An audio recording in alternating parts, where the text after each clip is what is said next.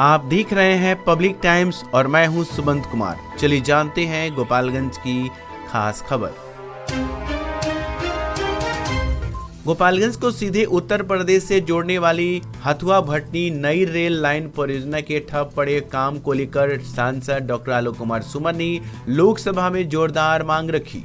शीतकालीन सत्र के दौरान उन्होंने लोकसभा अध्यक्ष के माध्यम से मुद्दा उठाते हुए कहा कि 79.64 किलोमीटर लंबे इस प्रोजेक्ट पर 2019 तक 277 करोड़ रुपए खर्च हो चुके हैं, जिसमें से 31 किलोमीटर का काम पूरा भी कर लिया गया है। लेकिन पंचदेवरी भटनी सेक्शन में जमीन अधिग्रहण लंबित रहने के कारण परियोजना आगे नहीं बढ़ पा रही है। सांसद ने कहा कि ये देरी न सिर्फ रेलवे को राजस्व नुकसान पहुंचा रही है, बल्कि पूरे क्षेत्र के 32 लाख लोगों को भी भारी दिक्कतों का सामना करना पड़ रहा है। सांसद सुमन ने रेल मंत्री से अनुरोध किया कि भूमि अधिग्रहण में आवश्यक धनराशि उपलब्ध कराई जाए और प्रशासनिक स्वीकृति दी जाए, ताकि इस परियोजना रेल लाइन का काम जल्द शुरू हो सके। उनके अनुसार ये लाइन चालू होते ही गोपालगंज के लोगों के लिए देश के विभिन्न हिस्सों तक पहुंचना आसान हो जाएगा और क्षेत्र में आर्थिक गतिविधियां तेज होंगी। सांसद की इस मांग को लेकर क्षेत्र में सकारात्मक कदम माना जा रहा है और लोग उम्मीद लगाए बैठे हैं कि वर्षों से लंबित यह परियोजना जल्द पटरी पर लौटेगी। गोपालगंज के माजागढ़ थाना क्षेत्र के सरिया अख्तियार गांव में बुधवार शाम एक युवती की संदिग्ध परिस्थितियों में मौत होने से पूरे क्षेत्र में सनसनी फैल गई। मृतका की पहचान स्वर्गीय सीताराम माझी की पुत्री पूजा कुमारी के रूप में हुई है। घटना की सूचना मिलते ही पुलिस टीम मौके पर पहुंची और प्रारंभिक जांच शुरू की।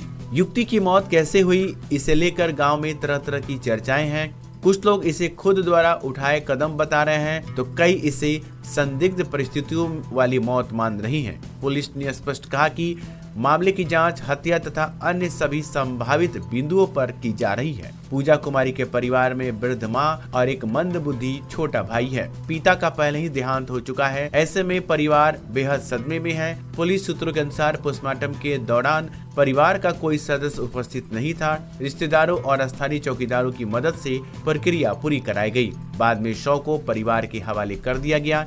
युवती की मौत से गांव में शोक का माहौल है। पुलिस का कहना है कि पोस्टमार्टम रिपोर्ट और जांच के आधार पर ही मृत्यु का वास्तविक कारण स्पष्ट होगा और उसी के अनुसार आगे की कार्रवाई की जाएगी।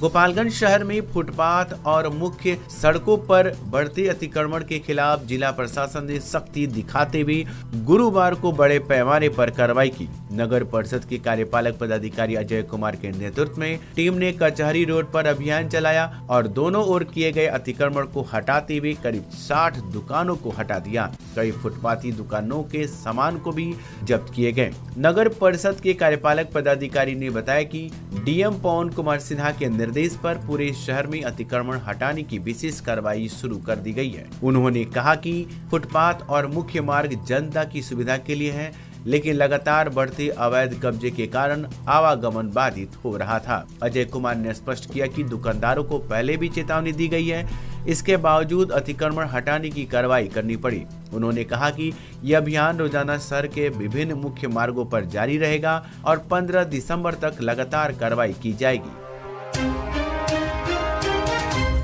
गोपालगंज के बरौली थाना क्षेत्र के बतरदे गांव में गुरुवार को पुलिस ने कोर्ट के आदेश पर मारपीट मामले में फरार चल रहे 3 आरोपितों के घर इश्तेहार चिपका दिया। दरोगा शुभंस कुमार के नेतृत्व में पुलिस टीम ढोल नगाड़े के साथ गांव पहुंची और कानूनी औपचारिकता पूरी की। जानकारी के अनुसार मारपीट के एक पुराने मामले में नामजद अभियुक्त दशरथ यादव, प्रदीप उर्फ बाबा और राजन यादव लंबे समय से फरार चल रहे थे।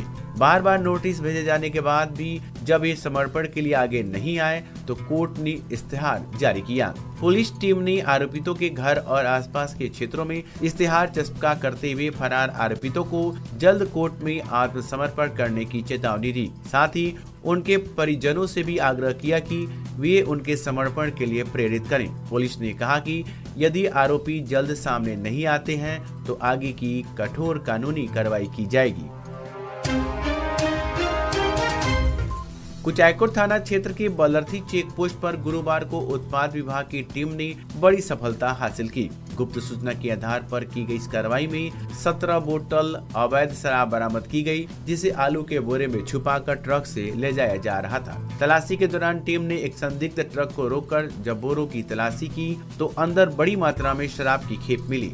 मौके पर ही ट्रक चालक को गिरफ्तार कर लिया गया। उसकी पहचान कपिल निवासी कंडल गांव, थाना चौपाल, जिला शिमला, हिमाचल प्रदेश के रूप में हुई है। आपके सपनों के घर को चाहिए परफेक्ट लुक, तो याद रखिए मौर्या ट्रेडर्स, जहां मिलेगा सोमानी के हर रेंज, हर क्वालिटी और हर बजट का शानदार collection. Tiles, sanitary ware, bath fittings, marble और ग्रेनाइट का थोक और खुदरा दोनों में सबसे बेहतर दाम और भरोसेमंद क्वालिटी। तो इंतजार किस बात का, आज ही आइए। Somani authorised dealer Maurya traders, Maurya complex, Arar मोड़, नियर कमला राय कॉलेज, गोपालगंज। आगामी 13 दिसंबर को व्यवहार न्यायालय परिसर में आयोजित होने वाली राष्ट्रीय लोक अदालत को सफल बनाने के उद्देश्य से बुधवार को व्यवहार न्यायालय के पुराने भवन स्थित सभागार में महत्वपूर्ण बैठक आयोजित की गई। बैठक की अध्यक्षता मुख्य न्यायिक दंडाधिकारी आनंद कुमार त्रिपाठी ने की, जबकि जिला विधिक सेवा प्राधिकार के प्रभारी सचिव अजय कुमार भी उपस्थित रहे। बैठक में जिले के अधिकांश थानों के थाना अध्यक्ष शामिल हुए। ये बैठक इसलिए महत्वपूर्ण रही क्योंकि राष्ट्रीय लोक अदालत से संबंधित विभिन्न वादों के नोटिस थानों के माध्यम से तामिला के लिए भेजे जाते हैं। कई वादों में तामिला प्रतिवेदन लंबित होने पर उसकी समीक्षा भी की गई। बैठक में थाना अध्यक्षों को निर्देश दिया गया कि लोक अदालत हेतु भेजे गए सभी नोटिसों की तामिला अतिशीघ्र पूरी करें। तामिला प्रतिवेदन को निर्धारित समय में जिला विधिक सेवा प्राधिकार के कार्यालय भेजना सुनिश्चित करें। 13 दिसंबर को आयोजित होने वाली राष्ट्रीय लोक अदालत के बारे में अपने अपने क्षेत्रों में व्यापक प्रचार प्रसार करें ताकि अधिक से अधिक लोग इससे लाभान्वित हो सकें। 13 दिसंबर को व्यवहार न्यायालय परिसर में आयोजित होने वाले राष्ट्रीय लोक अदालत को सफल बनाने के उद्देश्य से बुधवार को व्यवहार न्यायालय के नए भवन स्थित सभागार में एक महत्वपूर्ण बैठक आयोजित की गई। बैठक की अध्यक्षता मुख्य न्यायिक दंडाधिकारी आनंद कुमार त्रिपाठी ने की। बैठक में सीजीएम स्तर तक के सभी न्यायिक पदाधिकारी उपस्थित रहे। सीजीएम ने निर्देश दिया कि प्रत्येक न्यायालय अपने अपने चिन्हित वादों में पक्षकारों के साथ प्री सीटिंग आयोजित करें ताकि अधिक से अधिक मामलों को लोक अदालत में निष्पादन योग्य स्थिति में लाया जा सके।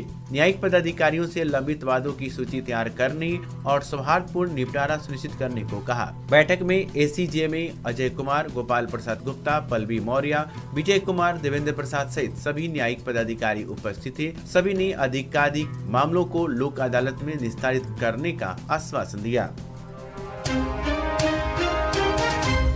समाहरणालय सभा कक्ष में मंगलवार को जिला पदाधिकारी पवन कुमार सिन्हा की अध्यक्षता में आकांक्षी प्रखंड उचका गांव से संबंधित महत्वपूर्ण समीक्षा बैठक आयोजित हुई।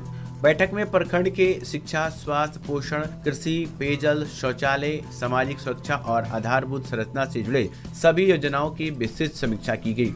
डीएम ने निर्देश देते हुए कहा कि उचका गांव प्रखंड के सभी पंचायतों में सरकारी योजनाओं की 100% पहुंच सुनिश्चित की जाए। स्वास्थ्य उपकेंद्रों में चिकित्सकों की नियमित उपस्थिति और आंगनबाड़ी केंद्रों में पोषण सामग्री के पारदर्शी वितरण पर विशेष जोर दिया गया। विद्यालयों में उपस्थिति सुधार, स्मार्ट क्लास और पुस्तक उपलब्धता पर निर्देश दिए गए। डीएम ने चेतावनी दी कि योजनाओं में लापरवाही या देरी से बर्दाश्त नहीं की जाएगी और विभाग समन्वित रूप से तय समय सीमा में कार्य पूरा करेगा। बैठक में अपर समाहर्ता राजेश्वरी पांडे, भू-अर्जन पदाधिकारी अनिल कुमार, पंचायती राज पदाधिकारी धर्मेंद्र कुमार, सिविल सर्जन वीरेंद्र प्रसाद सहित सभी विभागीय पदाधिकारी उपस्थित रहे।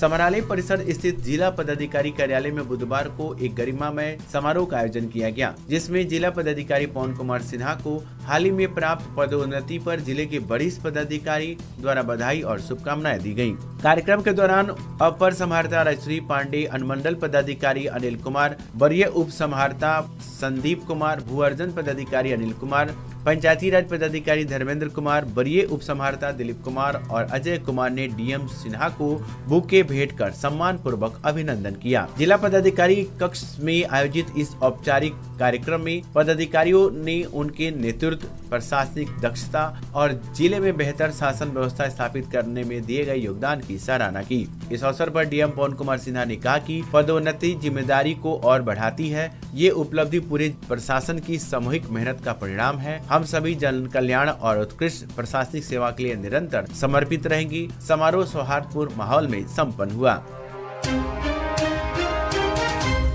बेतिया गोपालगंज मुख्य पथ पर गुरुवार को अहले सुबह एक भीषण सड़क हादसा हो गया। तेज रफ्तार से आ रही एक अनियंत्रित पिकअप ने सड़क पार कर रही महिला को जोरदार टक्कर मार दी। हादसे के बाद चालक पिकअप सहित मौके से फरार हो गया। गंभीर रूप से घायल महिला को परिजनों ने तुरंत बेतिया के गवर्नमेंट मेडिकल हॉस्पिटल पहुंचाया, जहां प्राथमिक उपचार के दौरान ही उसकी मौत हो गई। मृतका की पहचान लालमती देवी, जिसकी उम्र 50 वर्ष के रूप में हुई है। मौत की सूचना मिलते ही परिजनों में कोहराम मच गया और गांव में मातमी सन्नाटा पसर गया। स्थानीय लोगों ने कहा कि हाईवे पर तेज रफ्तार के कारण आए दिन हादसे बढ़ रहे हैं और प्रशासन को नियंत्रण के लिए ठोस कदम उठाने चाहिए। पुलिस ने मामला दर्ज कर फरार चालक और पिकअप वाहन की तलाश शुरू कर दी है।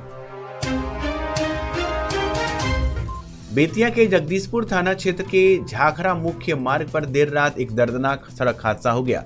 ऑर्केस्ट्रा देखकर घर लौट रहे 3 बाइक सवार युवकों की अपाची बाइक हाईवे पर खड़ी ट्रैक्टर ट्रॉली से जा भिड़ी। टक्कर इतनी भीषण थी कि दोनों युवक की घटनास्थल पर ही मौत हो गई, जबकि तीसरे युवक की हालत नाजुक बताई जा रही है। उसे बेहतर उपचार के लिए पटना रेफर किया गया है। मृतकों की पहचान गुड्डू कुमार, जिसकी उम्र 20 वर्ष, पिता ध्रुव महतो निवासी मजरिया की सुनवाड़ 14, दूसरा ऋषि कुमार उम्र 19 वर्ष, पिता सरल शाह निवासी सिरही मठिया वार्ड नंबर 9। गंभीर रूप से जख्मी युवक की पहचान रवि रंजन कुमार, पिता हरिचंद्र महतो उम्र 21 वर्ष के रूप में हुई है। घटना के बाद गांव में मातमी सन्नाटा छा गया है। परिजनों में कोहराम मचा हुआ है। थाना अध्यक्ष सौरभ कुमार ने बताया कि तीनों युवक झाखरा बाजार में आयोजित ऑर्केस्ट्रा देखकर देर रात वापस लौट रहे थे। सड़क किनारे खड़ी ट्रॉली से अनियंत्रित बाइक की जोरदार भिड़ंत हो गई। पुलिस ने शव को कब्जे में लेकर पोस्टमार्टम हेतु भेज दिया है और मामले की जांच जारी है।